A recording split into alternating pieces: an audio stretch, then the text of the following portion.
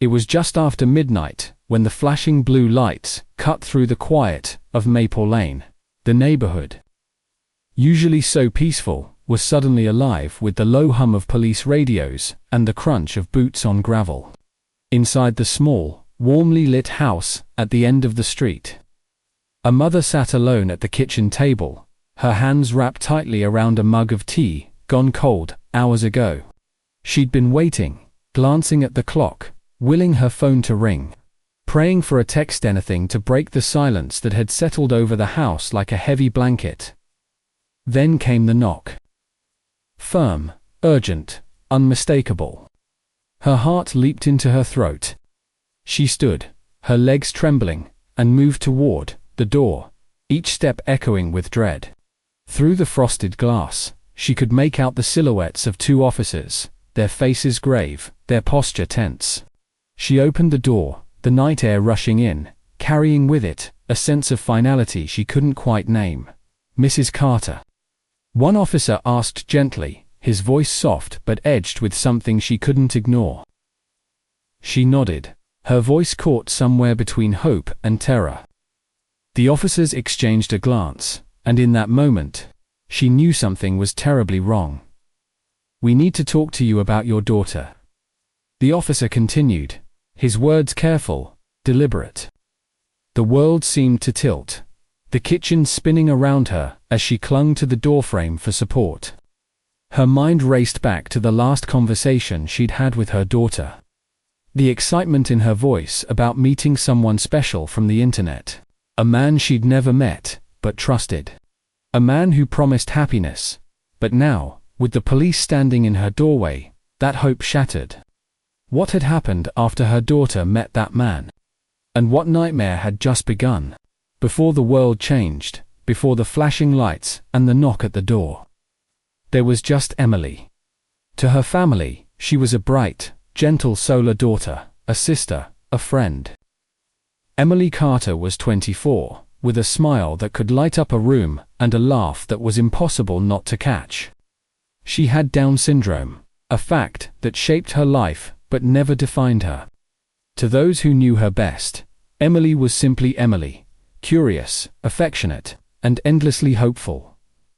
Her mother, Linda, often said that Emily saw the world through a lens of pure possibility. She loved animals, especially the neighbor's golden retriever, and spent her afternoons painting colorful landscapes that she'd hang proudly on the fridge. She adored Disney movies, could recite every line from Beauty and the Beast, and dreamed of one day finding a love as magical as the ones she saw on screen. The Carter family was close-knit, bound together by laughter, patience, and a fierce protectiveness that came from years of navigating a world that wasn't always kind. Emily's older brother Mark was her champion, teasing her about her crushes, but always ready to step in if anyone made her feel small. Linda, her mother, balanced encouragement with caution, wanting Emily to experience life's joys while shielding her from its cruelties. As Emily grew older, her longing for independence blossomed. She wanted what she saw her friends and her brother have: a job, a sense of purpose, and, most of all, someone to love. She'd watch romantic comedies with her mum, sighing at the happy endings, and ask, "Do you think I'll ever have that, too?" Linda would smile, brushing a strand of hair from Emily's face, and say, "Of course you will, sweetheart. You deserve every bit of happiness." But beneath that optimism, Linda carried a mother's worry. The world could be unkind, especially to those who trusted too easily. Emily's innocence was her greatest gift and her greatest vulnerability. She believed in the goodness of people, in the promises they made, in the stories they told. She didn't see the shadows that sometimes lurked behind a friendly smile. When Emily first mentioned she'd met someone online, Linda's heart skipped a beat. The internet had opened up a new world for Emily, one filled with friends, support groups, and endless possibilities. But it was also a place where danger could hide in plain sight. Still, Linda wanted to believe. She wanted to trust that her daughter could find love, that the world could be as kind as Emily believed it to be. They talked about safety, about not sharing too much, about meeting in public places. Emily listened, nodding earnestly, eager to prove she was ready for this next step. She showed her mother the messages, sweet, funny, sometimes awkward. The man's name was Alex. He was a few years older, lived in another state, and seemed genuinely interested in Emily's art, her dreams. Her life. Linda watched her daughter blossom with each new message. Emily's cheeks flushed pink when she talked about Alex, her eyes sparkling with hope. For the first time, she felt seen not just as someone with Down syndrome, but as a young woman with dreams and desires of her own. The family's cautious optimism grew with every passing day. Mark teased Emily about her internet boyfriend, but he, too, wanted to believe. They all did. After years of protecting Emily, of worrying about every step she took, the Carters allowed themselves a sliver of hope. Maybe, just maybe, this was the beginning of something beautiful. But as Emily's heart opened wider, Linda's unease lingered in the background, a quiet warning she tried to ignore. She wanted to believe in happy endings. She wanted to believe in love. But she also knew that sometimes, the world was not the place her daughter imagined it to be. And as Emily's story unfolded, that hope would be tested in ways none of them could have ever imagined. Emily first met Alex on a Tuesday evening. Her laptop balanced on her knees as she sat cross-legged on her bed. She'd joined a social group for young adults with disabilities. A safe space where she could share her art and chat with others who understood her world. Alex's first message was simple, just a compliment on a painting she'd posted. A bright field of sunflowers under a blue sky. "You're really talented," he wrote. "I wish I could paint like that." Emily's heart fluttered. She replied, shy but eager, and soon their conversation blossomed. At first, it was all innocent fun. They talked about favorite movies, pets, and silly childhood memories. Alex told her he lived in Ohio, worked at a bookstore, and loved dogs as much as she did. He sent her photos of his golden retriever, Max, and Emily responded with snapshots of her own sketches. Their messages grew longer, more personal. Emily found herself checking her phone every few minutes, waiting for the little notification that meant Alex was thinking of her. Linda watched from a distance, her heart torn between pride and worry. She saw how happy Emily was, how her confidence grew with every exchange. Emily would read Alex's messages aloud, giggling at his jokes, her cheeks flushed with excitement. "He says I'm special, Mum," she whispered one night, her voice full of wonder. "He says he's never met anyone like me." Linda smiled, but inside, a knot of anxiety tightened. She reminded Emily to be careful, to never share personal information, to always tell her if something felt strange. Emily promised, eager to prove she could handle this new adventure. As the weeks passed, their connection deepened. They started video chatting, their faces lighting up the screen. Alex was charming, attentive, always quick with a compliment. He asked about Emily's art, her dreams, her favorite songs. He listened, really listened, in a way that made Emily feel seen. For the first time, she felt like someone truly understood her, not just as a person with Down syndrome, but as Emily, with all her quirks and hopes. But there were moments, small and fleeting, when Linda's unease returned. Sometimes Alex would cancel a call at the last minute, blaming work or a bad internet connection. Other times, he'd ask Emily to keep their conversations private, saying he didn't want anyone to ruin their special thing. He sent her gifts, a stuffed bear, a silver bracelet with her name engraved on it. Emily was overjoyed, but Linda wondered how a bookstore clerk could afford such generosity. One evening, Emily mentioned that Alex wanted to visit. "He says he wants to meet me in person, Mum. Isn't that amazing?" Her eyes sparkled with hope, but Linda's heart pounded with fear. She asked to see Alex's profile, but it was sparse, just a few photos. No family or friends tagged. No real details about his life. When Linda pressed for more information, Emily grew defensive. "He's just private, Mum. He says people have hurt him before." Linda tried to talk to Mark, hoping he could help her see things more clearly. Mark shrugged, torn between wanting to protect his sister and not wanting to crush her happiness. "Maybe he's just shy," he said. "Or maybe he's not who he says he is." The words hung in the air, unspoken fears neither of them wanted to voice. Still, Emily's excitement was contagious. She started planning for Alex's visit, picking out outfits, practicing what she'd say when she finally saw him face to face. She talked about the future, about going to the movies, walking in the park, maybe even traveling together one day. For Emily, the possibilities were endless. For Linda, the dangers felt just as infinite. The line between hope and danger grew thinner with each passing day. Emily saw only the promise of love, the chance to be chosen. Linda saw the shadows, the risks that came with trusting a stranger. But in the glow of Emily's happiness, it was easy to believe that maybe, just maybe, this time would be different. And so, the family watched, waited, and hoped, never imagining how quickly everything could change. As winter melted into spring, Emily and Alex's online romance blossomed into something that felt real, tangible, even despite the miles between them. Their daily messages became a ritual, a thread of connection that wove through every part of Emily's life. She woke up to his good morning texts, spent her afternoons sharing photos of her latest paintings, and ended each night with a video call, her face glowing in the soft light of her bedroom lamp. Alex was attentive in ways Emily had only dreamed of.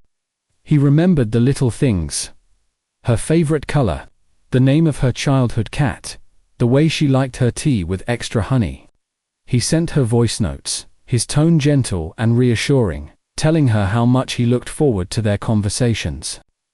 "You make my days brighter, Em," he'd say.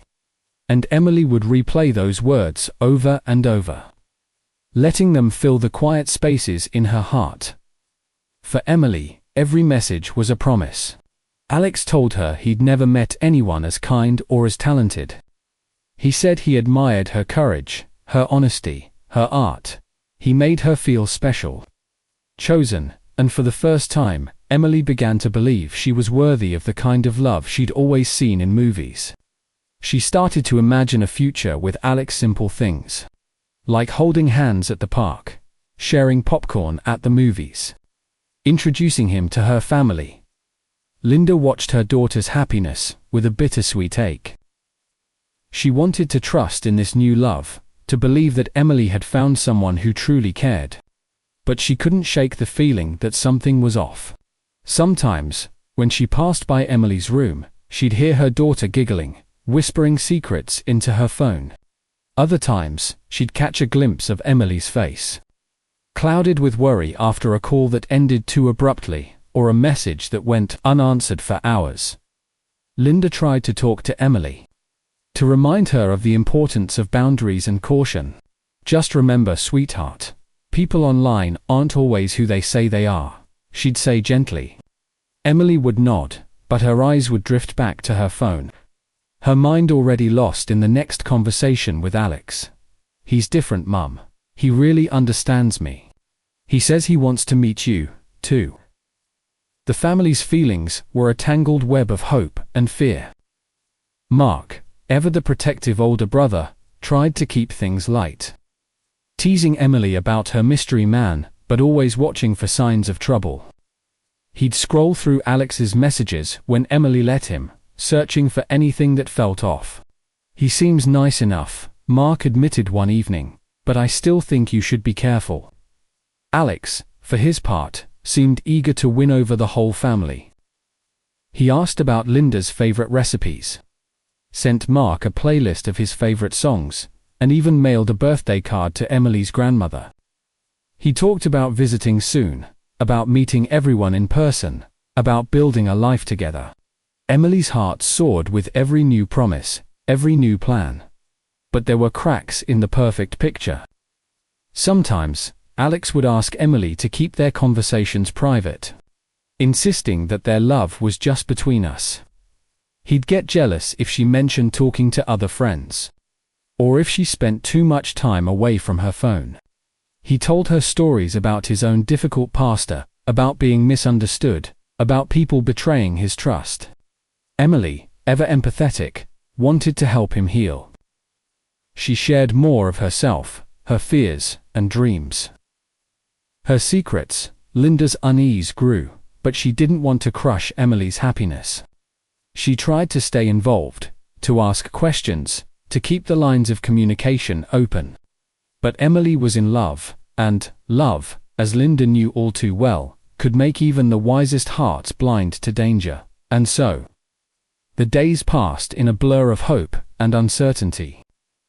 Emily counted down to the day Alex would visit, her excitement growing with every message, every call.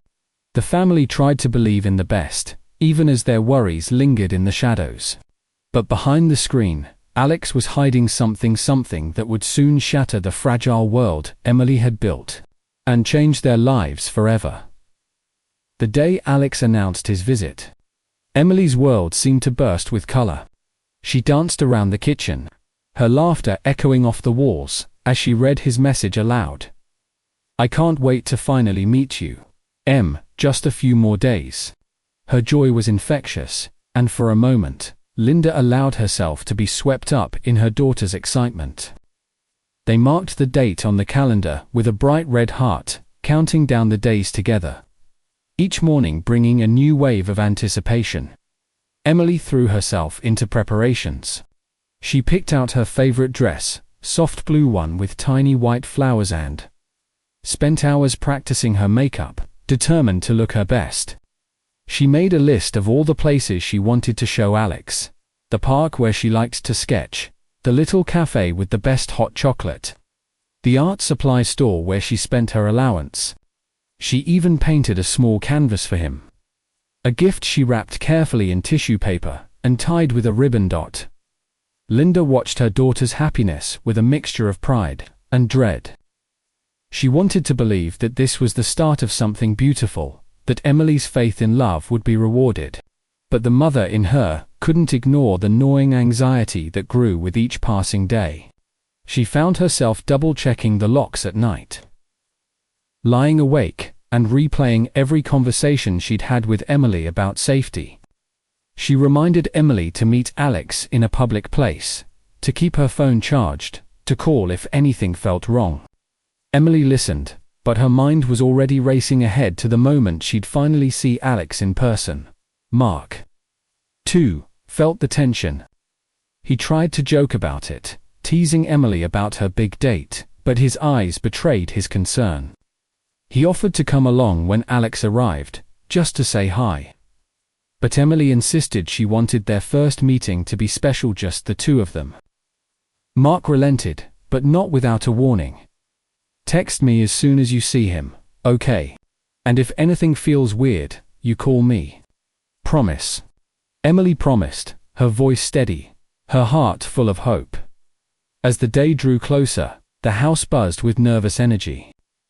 Linda cleaned obsessively, wanting everything to be perfect. She baked cookies, arranged fresh flowers in the living room, and rehearsed what she'd say when she finally met the man who had captured her daughter's heart. But beneath the surface, her anxiety simmered. She found herself searching Alex's messages for reassurance, rereading his words, and looking for any sign that her fears were unfounded. The night before Alex's arrival, Emily could hardly sleep. She lay in bed, clutching her phone, rereading their conversations and imagining how it would feel to finally hold his hand. She whispered her hopes into the darkness, believing with all her heart that this was the beginning of her own fairy tale. But outside, the world felt different. The wind rattled the windows, and the shadows seemed to press closer. Linda sat awake in the living room, her thoughts a storm of hope and dread. She wanted so badly for Emily to be right, for love to be as simple and pure as her daughter believed. But as the first light of dawn crept through the curtains, Linda couldn't shake the feeling that something was coming, something that would test the strength of their family and the limits of hope itself. The morning of Alex's arrival, Emily was up before the sun, her nerves buzzing with excitement. She checked her phone every few minutes, waiting for his message. When it finally came, "I'm here," she squealed, grabbing her purse and the carefully wrapped painting she'd made for him. Linda watched from the window as Emily hurried down the front steps, her blue dress fluttering in the breeze, her face alight with hope. Alex stood by his car at the curb, a bouquet of daisies in his hand. He looked just like his photos, tall, with sandy hair and a shy smile. For a moment, everything felt perfect. Emily ran to him, her arms outstretched, and he hugged her, stiffly at first, then a little tighter. "It's really you," she whispered, her voice trembling with joy. Alex smiled, but his eyes darted nervously around the quiet street. They walked together to the park, Emily chattering about her favorite trees and the ducks on the pond. She handed him the painting, her cheeks flushed with pride. "I made this for you," she said. Alex took it, glancing at the bright sunflowers, and mumbled a thank you. He seemed distracted, his gaze flickering to his phone, his responses short and clipped. Emily tried to fill the silence, telling stories and asking questions, but Alex's attention drifted. He checked his watch, barely meeting her eyes. At the cafe, things grew more awkward. Emily ordered hot chocolate for them both, but Alex barely touched his. He scrolled through his phone, texting someone, his face tense. Emily's smile faltered. She tried to make him laugh, to recapture the easy warmth of their online conversations. But Alex seemed distant, almost impatient. He asked her odd questions, how much money she had, if her family was home, if she ever went places alone. Emily answered, confused, her excitement slowly giving way to uncertainty. Linda, watching from a distance, felt her heart sink. She'd come to the cafe, sitting at a corner table, just in case. She saw the way Alex avoided Emily's gaze, the way he seemed restless, uncomfortable. She wanted to intervene, to pull Emily away, but she held back, hoping things would improve. After lunch, Alex suggested they go for a walk, away from the busy street. Emily hesitated, glancing back at the cafe, but Alex insisted, his tone sharper than before. "Come on, Em, let's get some fresh air." She followed, her steps slower now, her heart pounding with a new kind of nervousness. As they walked, Alex's demeanor shifted further. He grew quiet, his answers curt. He seemed annoyed by Emily's questions, brushing them off, or ignoring them altogether. The warmth that had filled their messages was gone, replaced by a coldness that made Emily's stomach twist. She tried to hold his hand, but he pulled away. Stuffing his hands in his pockets, Emily's hope began to crumble, replaced by confusion and a growing sense of dread. She wondered if she'd done something wrong, if she wasn't what Alex expected. She wanted to go home, to call her mum, but she was afraid of disappointing him. She kept walking, her dreams unraveling with every step. No one could have predicted what would happen next. The day that began with so much hope was about to take a turn that would change everything for Emily, for her family, and for everyone who believed in the promise of love. The world seemed to narrow as Emily followed Alex along the winding path, the sounds of the park fading behind them. She tried to steady her nerves, reminding herself of all the kind words he'd shared, the promises he'd made. But with every step, the distance from safety grew, and a quiet unease settled in her chest. She glanced at Alex, searching his face for the warmth she'd come to know, but found only a coldness she didn't recognize. They stopped beneath a cluster of trees, the sunlight barely reaching the ground. Alex's posture changed. He stood taller, his expression hardening. Emily offered a nervous smile, hoping to break the tension, but he didn't return it. Instead, His words grew sharp, his tone impatient. He questioned her, his voice laced with accusation, as if she had done something wrong. Emily's heart pounded, confusion swirling in her mind. She tried to answer, to reassure him, but nothing she said seemed to help in that moment. The trust she had so carefully built began to crumble. The man who had once made her feel special now seemed like a stranger. Emily's thoughts raced. Had she misunderstood? Had she disappointed him somehow? She felt small, her confidence slipping away with every harsh word. The world, once bright with possibility, now felt shadowed and uncertain. Alex's demeanor grew more intense, his questions more invasive. He pressed her for details about her family, her routines, her secrets. Emily's instinct was to retreat, to pull away, but she felt trapped by her own hope, by the belief that if she just tried harder, things would return to the way they were. She remembered her mother's warnings, her brother's concern, but in the moment, she was alone, caught between fear and the desperate wish to be loved. The betrayal, when it came, was not loud or violent, but it was devastating. Alex's actions shattered the illusion of safety, leaving Emily feeling exposed and powerless. She realized, with a sinking heart, that the person she had trusted most was not who he claimed to be. The pain was not just in what happened, but in the loss of innocence. The sudden understanding that the world could be cruel in ways she had never imagined. Emily's mind reeled. Her thoughts, a jumble of disbelief and sorrow. She tried to make sense of what was happening, to find a way back to the comfort of her family, but the path seemed impossibly far. She felt the weight of shame, the sting of betrayal, and the ache of dreams dashed in an instant. The trust she had given so freely was now a source of anguish. A reminder of how quickly hope could turn to heartbreak. When it was over, Alex offered no comfort, no explanation. He turned away, leaving Emily to gather herself, her hands shaking, her spirit wounded. She stumbled back toward the main path, her mind numb, her heart heavy with the knowledge that nothing would ever be the same. The world felt colder, harsher, and she wondered how she would ever find her way back to the girl she had been just hours before. As Emily made her way home, every step was a struggle against the tide of fear and confusion. She longed for the safety of her mother's arms, for the reassurance that she was still loved, still whole. But the betrayal lingered. A shadow that would follow her long after the day had ended. No one could have foreseen how quickly trust could be broken, or how deeply a single act of betrayal could wound. Emily's story, once filled with hope and possibility, now stood as a stark reminder of the dangers that can hide behind even the kindest words. And as the sun set on that fateful day, the world seemed a little less bright, and the cost of misplaced trust became heartbreakingly clear. The house was quiet when Emily returned, her steps slow and uncertain. Linda, who had been anxiously watching the clock, felt a wave of relief at the sound of the door opening until she saw her daughter's face. Emily's eyes, once so bright, were clouded with confusion and pain.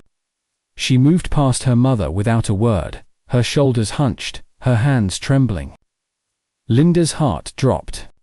Something was terribly wrong. Linda followed Emily to her room, her voice gentle but urgent. "Emily, what happened? Are you all right?" But Emily couldn't find the words.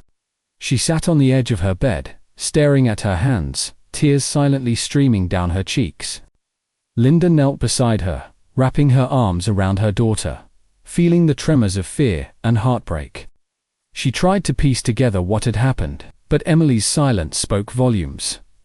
Mark arrived home soon after, his easygoing manner vanishing the moment he saw the distress in his mother's eyes.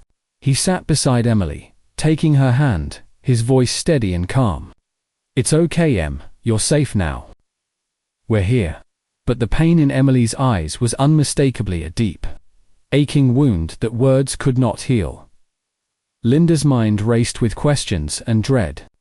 She gently coaxed Emily to share what she could, piecing together fragments of the day. The realization hit Linda like a tidal wave. The man they had welcomed into their lives, the one who had promised kindness and love, had instead brought fear and betrayal. The hope that had filled their home was replaced by a suffocating sense of devastation. Unable to bear the uncertainty, Linda called the police. Her voice shook as she explained the situation, her words tumbling out in a rush of fear and desperation. Officers arrived quickly, their presence both reassuring and surreal. They spoke softly to Emily, asking careful questions, trying to understand what had happened. Linda watched, her heart breaking as her daughter struggled to answer. Her innocence shattered. News of the incident spread quickly through the small community. Neighbors who had watched Emily grow up, who had cheered her on at school plays and art shows, were stunned. The Carters' home, once a place of laughter and warmth, became a gathering point for whispered prayers and quiet tears. Friends brought meals, offered hugs, and sat in silence, unsure of what to say in the face of such pain. Linda moved through the days in a haze, haunted by memories of Emily's excitement, her dreams of love and belonging. She replayed every conversation, every warning she'd given, wondering if she could have done more. The contrast between the hope of the past and the devastation of the present was almost too much to bear. Emily, too, struggled to find her footing. The world felt unfamiliar, the trust she had once given so freely now a source of sorrow. She clung to her family, drawing strength from their love, but the shadows of that day lingered. The community, once so full of promise, now felt smaller, quieter, marked by a grief that touched everyone who knew her in the aftermath. The Carters faced a new reality, one shaped by loss, but also by the fierce determination to protect and heal. The journey ahead would be long, but they would face it together, bound by love and the hope that, in time, light could return to their lives. The days that followed were a blur of questions, paperwork, and quiet dread. The police took Emily's statement with patience and care, their voices gentle as they tried to piece together the events of that afternoon. Linda and Mark sat close by, offering comfort and support, their presence a lifeline for Emily as she relived the most painful moments of her life. The officers assured the family that they would do everything in their power to find Alex and bring him to justice. Detectives began their work by collecting every scrap of evidence they could find. Emily's phone and laptop became crucial pieces of the puzzle. Digital forensics experts combed through her messages, emails, and call logs, searching for clues about Alex's identity and intentions. They traced the online conversations back for months, noting the patterns of manipulation and control that had slowly crept into Alex's words. The officers were struck by how carefully he had built Emily's trust, how he had isolated her from others, and how he had hidden his true self behind a mask of affection. Interviews followed, first with Emily, then with Linda, Mark, and anyone who might have seen Alex in the neighborhood or at the cafe. The detectives spoke to staff at the cafe, who remembered Emily's excitement and Alex's distant, distracted demeanor. They canvassed the park, hoping someone had noticed the pair or seen which direction they went. Every detail mattered, no matter how small. As the investigation deepened, law enforcement began to uncover chilling details about Alex's past. His real name was not Alex, and the photos he had sent Emily were not his own. He had used multiple aliases online, each one carefully crafted to appeal to his targets. The detectives discovered that he had joined several online communities for vulnerable young adults, always presenting himself as kind, understanding, and trustworthy. In reality, he was a predator, skilled at finding those who were lonely or searching for connection. The digital trail led investigators to other victims, young women and men who had received similar messages, who had been drawn in by the same promises and flattery. Some had recognized the warning signs and cut off contact, but others had not been so lucky. The pattern was clear. Alex sought out those who were trusting, those who longed for friendship or love, and then used that trust for his own gain. The more the detectives learned, the more disturbing the picture became. They found evidence that Alex had planned his visit to Emily for weeks, carefully monitoring her routines and her family's schedule. He had even researched the local area, looking for places where he could be alone with her. The level of premeditation was chilling, and it became clear that Emily was not his first target. But as the investigation continued, the detectives stumbled upon something even more unsettling detail that would change the course of the case. In the midst of combing through Alex's online accounts, they discovered a hidden folder filled with messages, photos, and notes about other potential victims. It was a record of his manipulations, a blueprint for his predatory behavior. The realization sent a fresh wave of fear through the Carter family and the entire investigative team. If Alex had been able to deceive so many, how many more were at risk? And what else was he hiding? The search for justice was far from over, and the most disturbing detail was yet to be uncovered. As detectives dug deeper into Alex's background, a troubling portrait began to emerge. His real name was Daniel, and he had a long history of creating false identities online. He moved from one social platform to another, always searching for new victims, people who were open, trusting, and often isolated. Daniel's motives were rooted in a need for control and power, a dark satisfaction in gaining the trust of those who were most vulnerable and then exploiting it for his own purposes. Investigators learned that Daniel was methodical in his approach.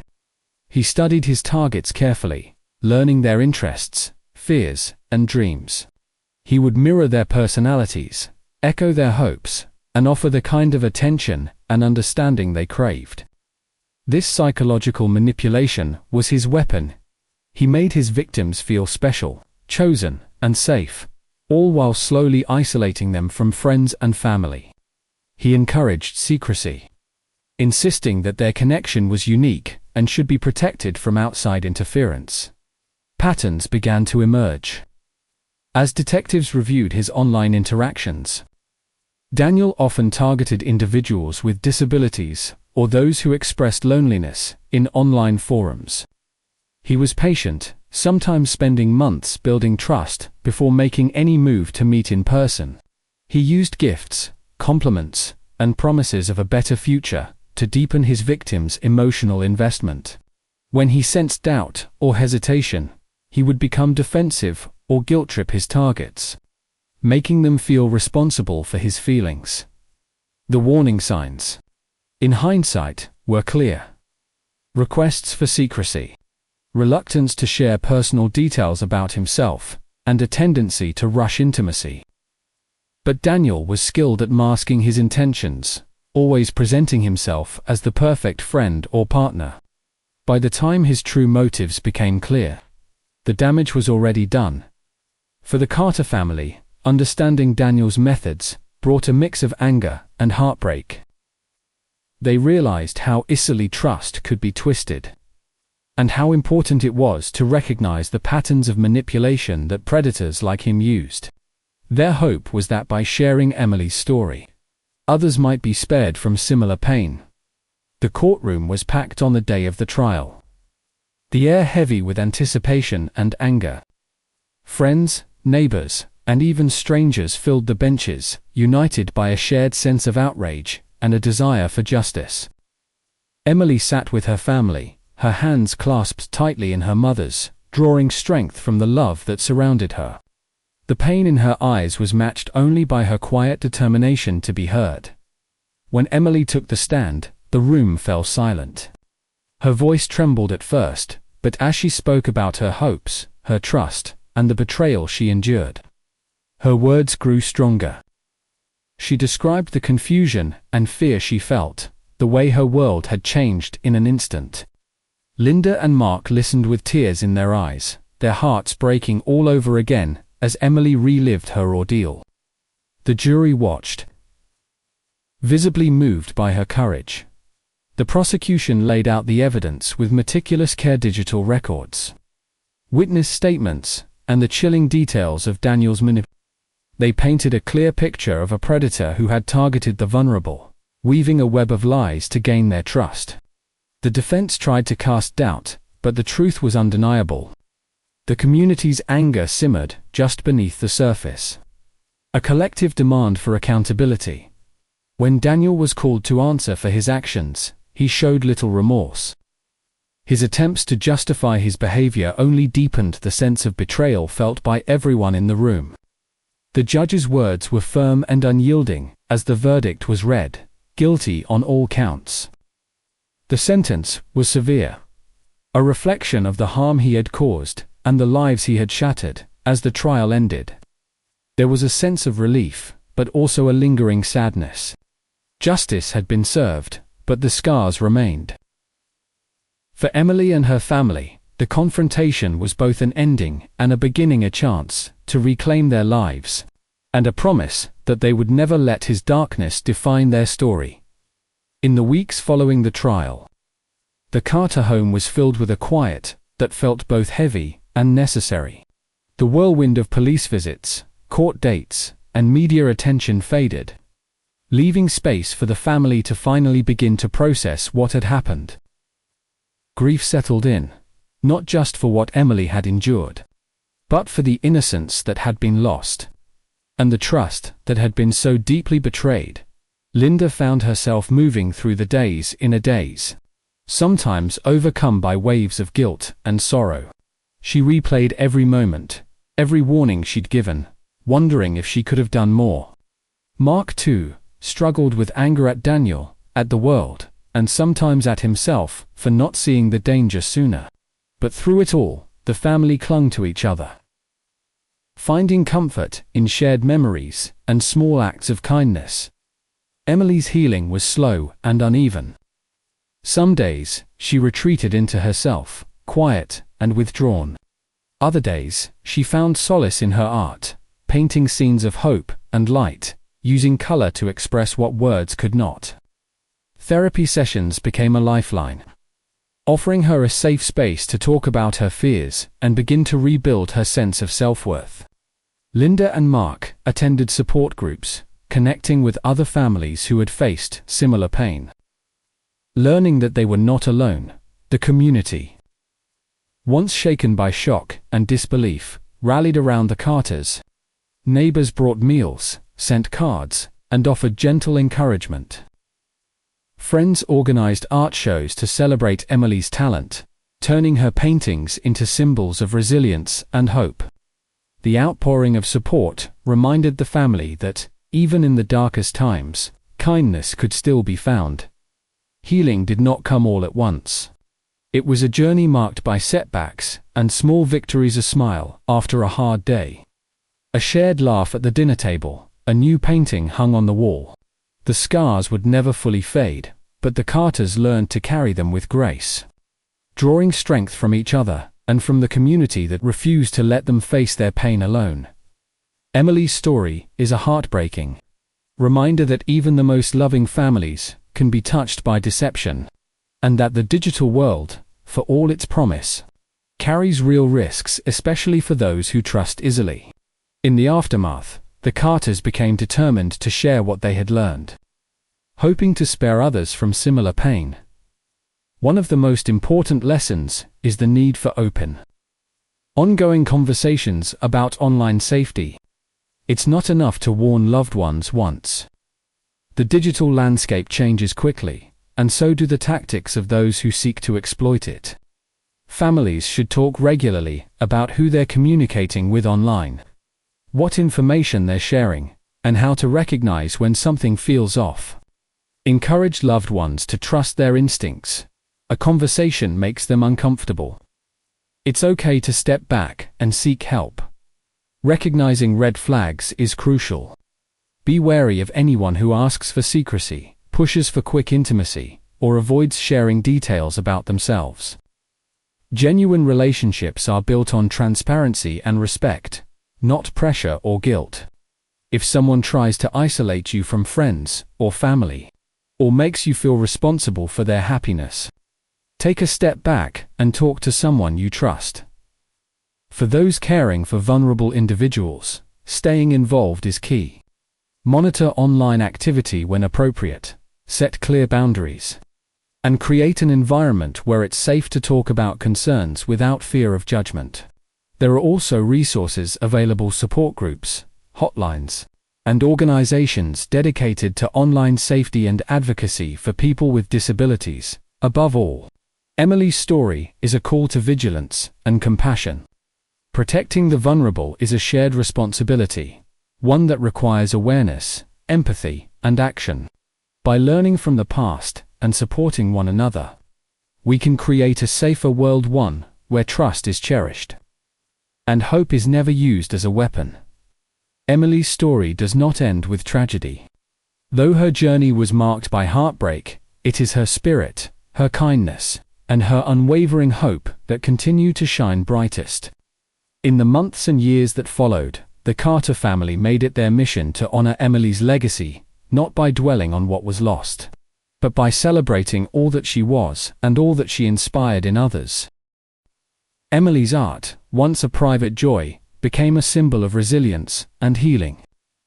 Her paintings, filled with color and light, were displayed in community centers and schools, each one a testament to her creativity and her belief in the beauty of the world. Friends and neighbors who had watched Emily grow up found comfort in her work, and strangers who heard her story were moved to reach out, to offer support, and to share their own experiences. Linda and Mark became advocates for online safety and disability rights, speaking at local events and partnering with organizations to raise awareness. They shared Emily's story not to frighten, but to empower, to remind others that vigilance and compassion can save lives. Their message was simple but powerful. Every person deserves to be safe, to be loved, and to be protected from harm. The community, once shaken by grief, found new purpose in coming together. Support groups grew stronger, neighbors looked out for one another, and conversations about trust and safety became part of everyday life. Emily's memory became a guiding light, inspiring acts of kindness and courage in her name. To those watching, Emily's story is a call to action. Stay vigilant, ask questions, have the hard conversations, and never assume that danger can't touch your own family. Support those who are vulnerable, whether through a listening ear, a helping hand, or by sharing resources and information. And above all, choose compassion. In a world that can sometimes feel dark, it is our love and our care for one another that bring hope and healing. Emily's legacy is not defined by what happened to her, but by the love she gave and the lives she touched. Let her story inspire you to protect, to support, and to believe in the power of community. Together, we can honor her memory by building a safer, kinder world for everyone.